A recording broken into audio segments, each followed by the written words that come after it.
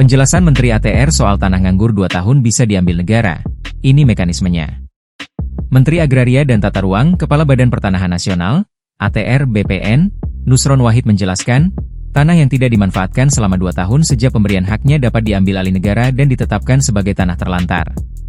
Penjelasan ini disampaikan dalam kunjungan kerjanya ke Provinsi Lampung, pada Selasa, 29 Juli 2025. Ketentuan tersebut diatur dalam Peraturan Pemerintah, PP, Nomor 20 Tahun 2021 tentang penertiban kawasan dan tanah terlantar, khususnya pada Pasal 7 dan Pasal 9.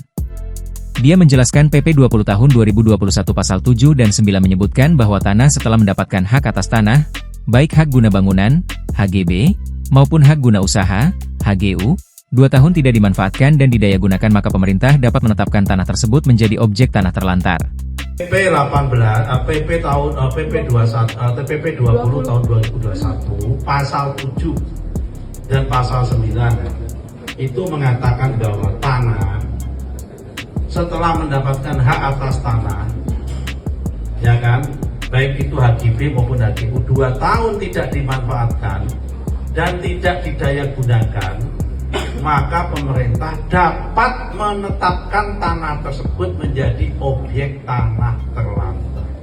Menteri ATR BPN menjelaskan, proses penetapan tanah menjadi tanah terlantar butuh waktu. Prosedur dimulai dari evaluasi awal hingga tahapan pemberitahuan berjenjang. Proses pertama adalah evaluasi, lalu dilakukan pemberitahuan awal selama 180 hari atau setengah tahun. Jika tidak ada aktivitas pemanfaatan, diterbitkan SP1 selama 90 hari, kemudian SP2 selama 60 hari, dan terakhir SP3 selama 45 hari, jelas Nusron.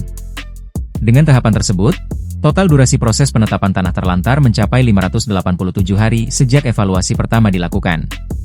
Setelah tanah ditetapkan sebagai tanah terlantar, kewenangan pengelolaan selanjutnya diserahkan kepada Bank Tanah.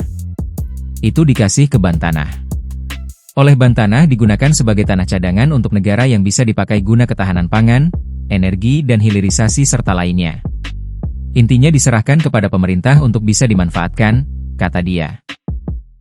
Download Tribun X sekarang, menghadirkan lokal menjadi Indonesia.